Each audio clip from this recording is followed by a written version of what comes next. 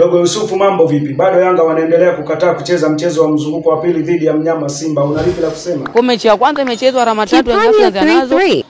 Mechi ya pili bado haijachezwa na bado anakataa kucheza.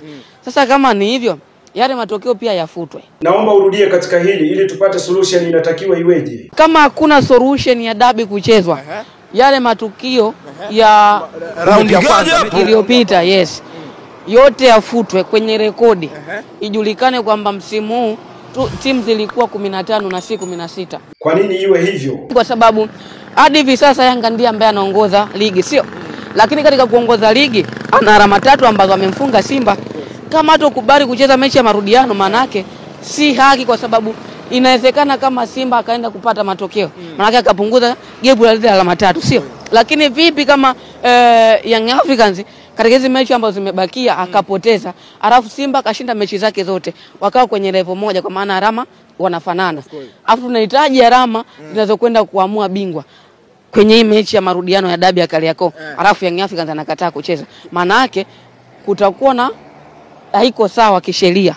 Sasa kinachotakiwa kufanyika ni yale matokeo kufutwa na tuangalie nani ambaye ananufaika nayo matokeo ya wakati huo ili aweze kupewa bingwa. Tukiangalia mbio za ligi kuu Tanzania bara, kama Yanga atashinda mechi zake zote atakuwa na alama 79, na Simba Sport Club akishinda mechi zake zote anakuwa na alama 78. Tofauti ya alama moja kama Yanga hatopeleka timu. Nazungumzia sasa katika hizo mechi ambazo zimebaki Young Africans, maana yake akitoa sare alafu Simba akashinda mechi zake zote watakuwa alama sawa. Si ndio? Tunahitaji mechi moja ambayo ni ya dabi ya kwenda kuamua ubingwa, si ndio? Kwa sababu hadi hivi sasa kama mechi zikibakia hivi, kila mtu akashinda mechi zake, kwa maana Simba na Yanga atakuwa anaongoza kwa alama 1. Ikitokea Yanga ametoa sare akadondosha alama 1 na Simba akashinda mechi zake, maana yake watakuwa sawa, alama sawa, sio?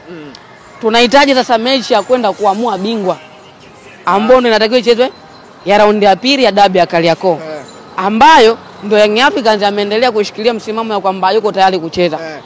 Sasa kama yuko tayari kuchezwa, si wako sawa, tukafute yale matokeo ya mechi ya kwanza ili Simba anufaike, kwa sababu ya matokeo yatakuwa tumeshafuta, maana yake Yanga atakuwa anazidiwa tena kwa alama 3 ambazo tayari zitakuwa zimefutwa. Nguvu moja Chipani 33.